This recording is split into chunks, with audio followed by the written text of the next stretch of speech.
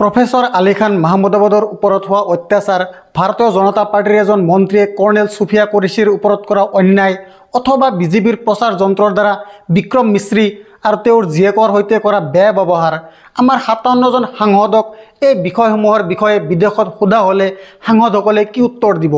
মই জানো যে অপাৰেশ্যন সিন্দুৰৰ পিছত 57জন সাংসদ পাকিস্তানৰ বিপক্ষে ভাৰতৰ কথা ক'বলৈ বিদেশ যোৱাৰ প্ৰস্তুতি কৰিছে। তাতে শশী থাৰুৰ, নিশিকান্ত দুবে, আছাউদ্দিন ওৱাইচি আৰু সুপ্ৰিয়া সুলেও আছে। বেছি সংখ্যক নেতা এই তালিকাত অন্তৰ্ভুক্ত আছে। ইয়াত মোৰ কোনো সন্দেহ নাই যে আমি পাকিস্তানক এটা উপযুক্ত উত্তৰ দিম। পাকিস্তানৰ ভাৰতৰ বিৰুদ্ধে এটা কলা ইতিহাস আছে। সিহঁতৰ টেৰৰিজম ব্যৱহাৰৰ এটা দীঘলীয়া ইতিহাস আছে, যি ধৰণে সিহঁতে আৰম্ভ কৰিছে। পৃথিৱীয়ে জানে 26/11ৰ আক্ৰমণ পাকিস্তানৰ সৈতে কেনেকৈ জড়িত। সেইবাবে পাকিস্তানক বিপদত পেলাবলৈ আমাৰ কোনো অসুবিধা নহ'ব। আমি সকলোৱে জানো যে পেহেলগামৰ তাৰ কেনেদৰে পাকিস্তানৰ লগত জড়িত হৈ আছে। এই বিষয়টো লৈ মোৰ আমাৰ দলৰ ওপৰত সম্পূৰ্ণ বিশ্বাস আছে। কিন্তু যেতিয়া আমাক এই প্ৰশ্ন সোধা হ'ব যে আপুনি আপোনাৰ নিজৰ দেশৰ নাগৰিকৰ বিৰুদ্ধে যুদ্ধ লগাই আছে, তেতিয়া আপুনি কি ক'ব? আজিৰ তাৰিখত যিটো অশোকা বিশ্ববিদ্যালয়ৰ প্ৰফেসৰ আলী খান মাহমুদাবাদৰ সৈতে হৈছে, সেয়া কেৱল ভাৰতত নহয়, আন্তৰ্জাতিকভাৱে আলোচনা কৰা হৈছে। মই পুনৰ আপোনাক সুধিব বিচাৰোঁ, এইটো ভাৰতৰ বাবে কিমান ডাঙৰ লাজৰ কথা, দুখৰ কথা যে প্ৰফেসৰ আলী খানক ন্যায়িক জিম্মাত পঠিয়াই দিয়া হৈছে। প্ৰফেসৰ আলী খান মাহমুদাবাদৰ বিৰুদ্ধে ভাৰতীয় জনতা পাৰ্টিৰ প্ৰচাৰ যন্ত্ৰ আৰু হাৰিয়ানা মহিলা আয়োগৰ ওচৰত এটাও প্ৰমাণ নাই। এইটো মই কোৱা নাই, এইটো মহিলা আয়োগৰ মুখ্য ৰেণু ভাটিয়াই নিজে কৈ আছে। ইণ্ডিয়া টুডেৰ সাংবাদিক প্ৰীতি চৌধুৰীয়ে সুধি আছিল ৰেণু ভাটিয়াক যে আপুনি কি যুক্তিত প্ৰফেসৰ আলী খান মাহমুদাবাদক দেশদ্ৰোহী বুলি কৈ আছে। তেতিয়া তেওঁৰ ওচৰত এটা উত্তৰো নাছিল। তেওঁক কি আধাৰত গ্ৰেপ্তাৰ কৰা হৈছে, ক'ত তেওঁ কৰ্ণেল সুফিয়া কুৰেশ্বীক গালি দিছিল, এই সকলো প্ৰশ্ন প্ৰীতি চৌধুৰীয়ে মহিলা আয়োগৰ মুখ্য ৰেণু ভাটিয়াক সুধি আছিল। ৰেণু ভাটিয়াৰ কাষত কোনো উত্তৰ নাছিল, চুপচাপ বহি আছিল। আৰু এতিয়া আন্তঃৰাষ্ট্ৰীয়ভাৱে এই সকলো প্ৰকাশিত হৈ আছে। আপোনাৰ স্ক্ৰীণত চাওক, নিউয়ৰ্ক টাইমছে ইয়াৰ সন্দৰ্ভত কি প্ৰকাশ কৰিছে।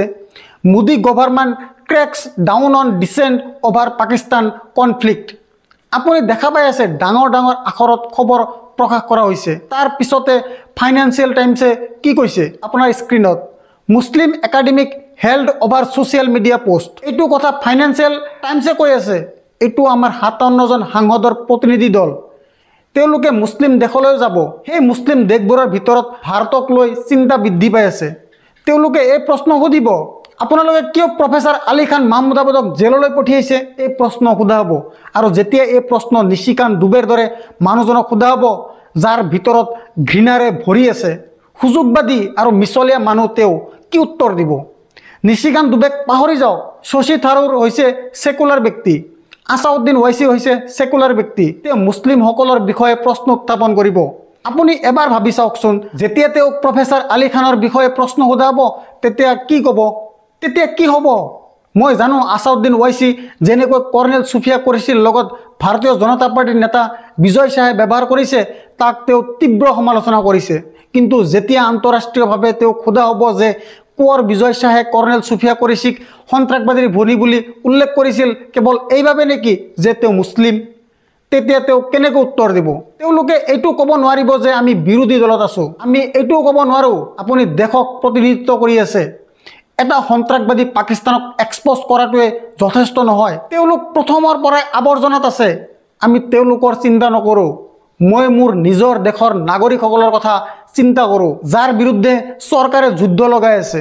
প্ৰফেসৰ বিক্ৰম মিশ্ৰীৰ সৈতে এটা বৈঠক অনুষ্ঠিত হৈছিল। সেই বৈঠকৰ পিছত ক্লিয়াৰ হৈছিল যে আমি বিক্ৰম মিশ্ৰী আৰু তেওঁৰ পৰিয়ালৰ বিৰুদ্ধে লক্ষ্য নিৰ্ধাৰণ কৰাৰ বিপৰীতে আছোঁ। এই বাৰ্তা সকলো সাংসদৰ দ্বাৰা মুক্ত কৰা হৈছিল। মই এটা প্ৰশ্ন সুধিব বিচাৰোঁ যে তেওঁৰ ছোৱালীক লক্ষ্য কৰাৰ বিপৰীতে কিবা ব্যৱস্থা গ্ৰহণ কৰা হৈছিল নেকি? কিন্তু তেওঁক গ্ৰেপ্তাৰ কৰা হোৱা নাই। গ্ৰেপ্তাৰ কাক কৰা হৈছে? প্ৰফেসৰ আলী খান মাহমুদাবাদক, আৰু তেওঁক ন্যায়িক জিম্মাত পঠিয়াই দিয়া হৈছে। বিক্ৰম মিশ্ৰীৰ বিৰুদ্ধে যিসকল ট্ৰলাৰে অসংখ্য বেয়া প্ৰচাৰ আৰম্ভ কৰি আছিল, সিহঁতৰ মাজৰ পৰা কাক আটক কৰা হৈছে মোক জনাওক। আচৰিতভাৱে সিহঁতৰ মাজত এজন আছে যাৰ নাম স্কইণ্ট নিয়ন।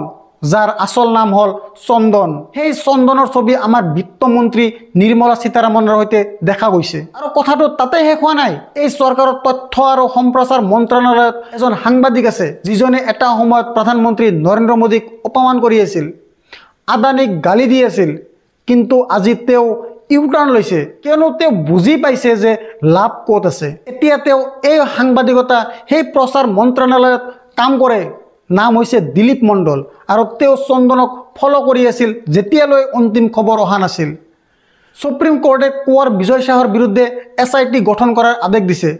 ছ'চিয়েল মিডিয়া এক্সত এজন গালি পাৰি থকা ব্যক্তিক ফ'ল' কৰাৰ প্ৰয়োজনীয়তা কি হ'ব পাৰে? চন্দনৰ ফটো বিত্তমন্ত্ৰী নিৰ্মলা সীতাৰামনৰ লগত দেখা গৈছে। বিত্তমন্ত্ৰীক কি প্ৰয়োজনীয়তা হ'ব পাৰে?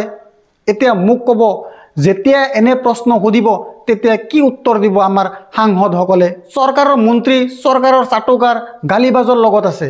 প্ৰফেচাৰ আলী খানক কিয় এৰেষ্ট কৰা হৈছে? এই প্ৰশ্নটোৰ উত্তৰ মহিলা আয়োগৰ মুখ্য ৰেণু ভাটিয়ে নিজে দিব পৰা নাই, আৰু তেওঁ নিজে এক্সপ'জ হৈছে। তাৰ উপৰিও কৰ্ণেল সুফিয়া কুৰেশ্বীক যিজন মানুহে গালি দিছিল, সি এতিয়ালৈকে মুকলি ঘূৰি ফুৰিছে। তেওঁক পদৰ পৰা বৰখাস্ত কৰা হোৱা নাই। ধৰি ল'লোঁ আপুনি তেওঁক এই কাৰণেই এৰেষ্ট কৰিব বিচৰা নাই কাৰণ SIT গঠন হৈছে, কিন্তু আপুনি তেওঁক বৰখাস্ত কৰিব পাৰিলেহেঁতেন। আপুনি সিটোও কৰা নাই। মধ্যপ্ৰদেশৰ মুখ্যমন্ত্ৰী এতিয়ালৈকে এই প্ৰশ্নবোৰৰ উত্তৰ দিব পৰা নাই। মই জানিব বিচাৰোঁ কিয় এই সমস্যাবোৰ আছে, আৰু যেতিয়া আমাৰ সাংসদীয় মণ্ডলী যাব এই প্ৰশ্নবোৰ তেওঁলোকক সোধা হ'ব। আপুনি কি ভাবে এই প্ৰশ্নবোৰৰ উত্তৰ দিয়া সহজ হ'ব নেকি? একদম সহজ নহয়। হয়তো ৰেণু ভাটিয়াৰ বাবে, হয়তো কোঁৱৰ বিজয় শ্বাহ, হয়তো জগদীশ দেৱৰাৰ বাবে, যিয়ে আমাৰ সেনাক অপমান কৰিছে। এই সকলোৰে বাবে আমাৰ সাংসদীয় মণ্ডলী লাজৰ সন্মুখীন হ'ব পাৰে। কল্পনা কৰক, যদি আমি ইয়াৰ বিৰুদ্ধে ব্যৱস্থা ল'লোহেঁতেন, যদি কোঁৱৰ বিজয় শ্বাহক পদৰ পৰা বৰখাস্ত কৰা হ'লহেঁতেন, যদি যিসকল বিক্ৰম মিস্ত্ৰীৰ ছোৱালীক লক্ষ্য কৰিছিল তেওঁলোকক জেলত ভৰাই দিলোহেঁতেন, যদি প্ৰফেচাৰ আলী খান মাহমুদাবাদক কেৱল নিজৰ কথা উপস্থাপন কৰাৰ বাবে জেলত নিদিলোহেঁতেন, অপাৰেশ্যন সিন্দুৰৰ পিছত আমি একতাৰ প্ৰমাণ দিলোহেঁতেন, তেন্তে অনুমান কৰক যে নৈতিকভাৱে পাকিস্তানৰ তুলনাত আমি আগতে জয় পোৱা আছিলোঁ। কাৰণ আপুনি জানে, সন্ত্ৰাসবাদী পাকিস্তানক এক্সপ'জ কৰা কঠিন নহয়। পাকিস্তান সন্ত্ৰাসবাদীৰে ভৰপূৰ। তেওঁলোকৰ যিজন জেনেৰেল আসিম মুনিৰ, তেওঁ জিহাদীৰ জেনেৰেল, তাৰ বাহিৰে একো নাই। এইটো তেওঁলোকৰ বাস্তৱতা। তেওঁলোকৰ নেতাৰ ভাষণসমূহ চাওক, তেওঁলোকৰ ভাষণ আৰু সন্ত্ৰাসবাদীৰ ভাষণৰ মাজত কোনো ভেদভাৱ নাই। যেতিয়া আমি চিয়ালকোট, বাহৱালপুৰত আক্ৰমণ কৰিছিলোঁ, তেতিয়া পৃথিৱীয়ে দেখিছে যে উক্ত সন্ত্ৰাসবাদীৰ সৈতে তেওঁলোকৰ জেনেৰেল থিয় হৈ আছে। সন্ত্ৰাসবাদীয়ে সন্ত্ৰাসবাদীৰ জানাজা পঢ়ি আছিল, আৰু সন্ত্ৰাসবাদীয়ে কান্দি আছিল, আৰু পিছত থিয় হৈ সেনাৰ জেনেৰেলজনেও চকুলো মুচি আছিল। এইটো পৃথিৱীয়ে দেখিছে। আমি এই বিষয়টো লৈ চিন্তা কৰাৰ একো প্ৰয়োজন নাই। আমি চিন্তা কৰাৰ প্ৰয়োজন এই তিনিটা বিষয় লৈ: প্ৰফেচাৰ আলী খান মাহমুদাবাদ, কৰ্ণেল সুফিয়া কুৰেশ্বী আৰু বিক্ৰম মিস্ত্ৰীৰ বিষয়টো লৈ। এই বিষয়বোৰৰ কোনো উত্তৰ নাই। আটাইতকৈ ডাঙৰ কথা, যেতিয়া ক'ব যে আপোনাৰ সংবাদ সংস্থা আপোনাৰ লাজৰ আটাইতকৈ ডাঙৰ কাৰণ হৈ পৰিছে। আমাৰ সংবাদ সংস্থাৰ বিষয়ে যেতিয়া প্ৰশ্ন কৰিব শশী থাৰুৰ, আছাউদ্দিন ওৱাইচি, সুপ্ৰিয়া সুলেক, তেতিয়া কি উত্তৰ দিব? মই ভাৰতীয় জনতা পাৰ্টিৰ নেতাসকলৰ নাম লোৱা নাই, কিয়নো এই মিডিয়াৰ আজি এই অৱস্থা ভাৰতীয় জনতা পাৰ্টিৰ কাৰণে হৈছে। ইহঁতে এই মিডিয়াক ইমানেই ভয় ভাবুকি দি আছিল, আজিৰ তাৰিখত সকলো চৰকাৰৰ প্ৰচাৰ যন্ত্ৰ হৈ পৰিছে। যেতিয়া এই মিডিয়াৰ বিষয়ে প্ৰশ্ন কৰা হ'ব, তেতিয়া আমাৰ সাংসদসকলে কি উত্তৰ দিব? আপুনি জানে, অৰ্ণৱ গোস্বামী আৰু অমিত মালৱীৰ বিৰুদ্ধে কৰ্ণাটকত কংগ্ৰেছে জামিনবিহীন ধাৰাত FIR দাখিল কৰিছে। মানে জামিন পোৱা অসম্ভৱ। এনে সাংবাদিকসকলৰ বিষয়ে যেতিয়া সোধা হ'ব যে চাওক, BJP আৰু দাংগাবাজ সাংবাদিকসকল একে শাৰীতে আছে, আপুনি জানেনে FIR কিয় দাখিল কৰিছে? এই FIR এইকাৰণে দাখিল কৰা হৈছিল যে অৰ্ণৱ গোস্বামী তেওঁ কাৰ্যসূচীত ইস্তাম্বুল কংগ্ৰেছ চেণ্টাৰক তেওঁলোকৰ ছবি দেখুৱাই সিটো কংগ্ৰেছৰ কাৰ্যালয় বুলি কৈ আছিল। আপোনাৰ মনত আছেনে? পাহৰি গৈছে? আকৌ চাওক। To ask you something. What kind of business does your party have in Turkey? Did you know, viewers, the Congress party has a registered office in Turkey? That in 2019, Rahul Gandhi said that we must open a big office in Turkey, where a man called Mohammad Yusuf Khan was appointed to lead the extensive operations of the Congress party in Istanbul. এই 11 ছেকেণ্ডৰ ক্লিপটো অমিত মালৱীয়েও উপস্থাপন কৰিছিল। সেইকাৰণে কৰ্ণাটকত তেওঁৰ বিৰুদ্ধে জামিনবিহীন ধাৰাত গোচৰ দাখিল কৰা হৈছে। এতিয়া বিষয়টো হৈছে যে ৰিপাব্লিক নিউজে ইয়াৰ বাবে ক্ষমা বিচাৰিছে আৰু ক্ষমা বিচৰাৰ সময়ত আপুনি জানে কি কৈছে? এই ছবি ডিবেটছৰ সময়ত দেখুওৱা হোৱা নাছিল, পিছত কোনো এজন সম্পাদক ডিজিটেল মঞ্চত এই ছবি দিছে।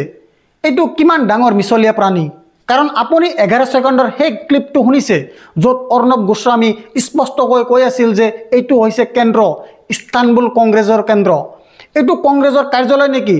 এনেকুৱা কিছুমান কথা কৈ আছিল অৰ্ণৱ গোস্বামীয়ে। ইমান ডাঙৰ মিছা কথা কৈ আছে কিয়নো এতিয়া গ্ৰেপ্তাৰৰ ভয় খাইছে। এই ব্যক্তিয়ে 7 দিন জেলত আছিল, আপোনাৰ মনত আছে কিজানি? এতিয়া আকৌ জেলত যোৱাৰ ভয়ত ক্ষমা খুজি আছে, তাকো মিছা কথা কৈ। এইসকল ডাঙৰ কাপুৰুষ। মই আপোনাক কৈ আছোঁ বিষয়টো কি হ'ব। এইবিলাকে ক'ব যে মহোদয় এই ছবিত অৰ্ণৱ গোস্বামীৰ কোনো দুখ নাই। দুখ সেই সম্পাদকৰ যিয়ে সেই ছবি উপস্থাপন কৰিছে। মানে যেতিয়া গ্ৰেপ্তাৰৰ গজ স্কোৱাৰত দেখা গৈছে তেতিয়া এইদৰে ৰক্ষা পাবৰ কাৰণে কৰিব। যেতিয়া এই মিডিয়াৰ বিষয়ে সুধিব প্ৰশ্ন, তেতিয়া কি হ'ব?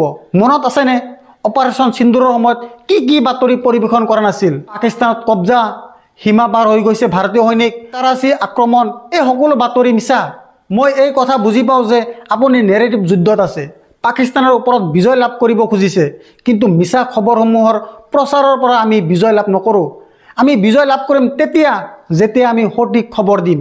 আমি পাকিস্তানৰ 11টা বেচিছ বিনিষ্ট কৰি দিছোঁ। আমি মিছা বাতৰি কিয় প্ৰচাৰ কৰোঁ? যিবিলাক গদি মিডিয়াই দেখুৱাই আছিল এই সকলো স্ক্ৰীনশ্বট মাৰি যদি দেখুৱাই বহু দেশৰ মানুহে আমাৰ সাংসদসকলক প্ৰশ্ন কৰিব, তাৰপিছত তেওঁলোকৰ কাষত কি উত্তৰ থাকিব মোক জনাব। মই আকৌ সুধিব বিচাৰিছোঁ, 57জন সাংসদ যোৱাৰ আগতে পাকিস্তানৰ বিৰুদ্ধে আমি বিজয় লাভ কৰিছোঁ। আপুনি নিজৰ দেশৰ মিডিয়াৰ সৈতে কেনেকৈ যুদ্ধ কৰিব? আপুনি নিজৰ দেশৰ আৰক্ষীৰ সৈতে, আপোনাৰ নিজস্ব হাৰিয়ানা মহিলা আয়োগৰ সৈতে কেনেকৈ যুদ্ধ কৰিব? তেওঁলোকে আপোনালোকক লাজ দিবৰ বাবে এইটো ষড়যন্ত্ৰ তৈয়াৰ কৰি আছে। আপুনি এই বিষয়সমূহৰ পৰা আঁতৰি যাব নোৱাৰে। আপুনি বুজিব লাগিব এই সময়ত দেশৰ বিৰুদ্ধে কোন। অপাৰেশ্যন সিন্দুৰৰ সময়ত ৰাহুল গান্ধী, আছাউদ্দিন ওৱাইচি সকলোৱে চৰকাৰৰ সৈতে আছিল আৰু আজিৰ দিনত ৰাহুল গান্ধীক মিৰ্জাফৰ বুলি কোৱা হৈছে। ৰাহুল গান্ধীৰ আধা চেহেৰা আসিম মুনিৰ সৈতে মিলাব ধৰিছে। এই সকলোবোৰ বিজেপিয়ে কৰি আছে। এইবিলাক প্ৰশ্ন ইণ্টাৰনেশ্যনেল মিডিয়াই সাংসদসকলক সুধিব। তেতিয়া নিশিকান্ত দুবে কি কৰিব? তেওঁ তাতে অযৌক্তিক কথা কৈ থাকিব নেকি? নিশিকান্ত দুবে আমি জানো যে এই মানুহজন এণ্টি মুছলিম চিন্তাধাৰাৰ। তেওঁৰ বহুত টুইট আছে মুছলমানৰ বিৰুদ্ধে। যেতিয়া ইয়াৰ বিষয়ে সোধা হ'ব সি কি উত্তৰ দিব? সি সেইজন মানুহ সংসদৰ ভিতৰত থিয় হৈ ৰিপৰ্টাৰক লৈ মিছা কথা কয়, একেবাৰে কাপুৰুষ। এই ব্যক্তিজনে সুপ্ৰিম কোৰ্টৰ চিফ জাষ্টিছ অফ ইণ্ডিয়াৰ বিষয়ে কৈছিল যে তেওঁ গৃহযুদ্ধৰ বাবে দায়ী। সঞ্জীৱ খান্নাৰ ওপৰত আক্ৰমণ কৰিছিল। যেতিয়া সোধা হ'ব আপোনাৰ দলত এইবাৰ এনে মানুহ আছে যাৰ মতে আপোনাৰ মুখ্য বিচাৰপতি চিফ জাষ্টিছ অফ ইণ্ডিয়াৰ ফলত গৃহযুদ্ধৰ বাবে দায়ী বুলি কৈছিল, তেতিয়া কি উত্তৰ দিব? এইবিলাক বিষয় চাহাব, এই বিষয়সমূহৰ পৰা আঁতৰি নাযাব। মই এই বিষয়সমূহ আপোনাৰ আগত ৰাখি আছোঁ এজন দেশ প্ৰেমিকৰ ৰূপত। এই বিষয়সমূহ উত্থাপন কৰি আছোঁ। মই মোৰ ৰাষ্ট্ৰীয়তাত গৰ্বিত, কিন্তু মোৰ দেশ প্ৰেম অন্ধভক্তি নহয়। মোৰ দেশ প্ৰেমৰ চকুত কোনো পট্টি বান্ধা নাই। মই যেতিয়া কথা ক'ম মই মোৰ দেশৰ কথা ক'ম, দেশৰ সুফলৰ কথা ক'ম। মই যি পদক্ষেপ ল'ম, মই যি কথাবোৰ ক'ম, মোৰ মুখৰ প্ৰতিটো শব্দ দেশৰ মংগলৰ বিষয়ে চিন্তা কৰে, তাৰ দুৰ্গামীৰ পৰিণামৰ কথা ভাবে। যদি আজি মই এই দেশত যিসকল লোকৰ ওপৰত লক্ষ্য কৰা হৈছে তেওঁলোকৰ পক্ষত আছোঁ, যাতে কালি ক'ব নোৱাৰে যে গোটেই ভাৰত যিসকলৰ ওপৰত অত্যাচাৰ হৈছে তেওঁলোকৰ ওপৰত একো মাত মতা নাই। এতিয়া যাতে এজন মানুহে ক'ব পাৰে যে নহয়, জিয়াউৰ ৰহমান আছিল যিজনে প্ৰফেচাৰ আলী খান মাহমুদাবাদৰ সৈতে আছিল, যিসকলৰ ওপৰত অত্যাচাৰ হৈছিল তেওঁলোকৰ পক্ষত প্ৰশ্ন উত্থাপন কৰিছিল। জিয়াউৰ ৰহমান আছে যি কৰ্ণেল সুফিয়া কুৰেশ্বীৰ অপমান কৰা বিজেপি নেতা সন্দৰ্ভত নিৰ্ভীকভাৱে নিজৰ কথা ব্যক্ত কৰিছিল। এইটোৱে বাস্তৱতা। মই এই বাস্তৱৰ পৰা মুখ ঘূৰাব নোৱাৰোঁ। মুক্ত আৰু স্বতন্ত্ৰ সাংবাদিকতাক সমৰ্থন কৰক আৰু মোৰ অংশীদাৰ হওক। অতি সহজে এই ফলো বটনটো টিপক আৰু সত্যৰ এই যাত্ৰাত মোৰ লগত থাকক।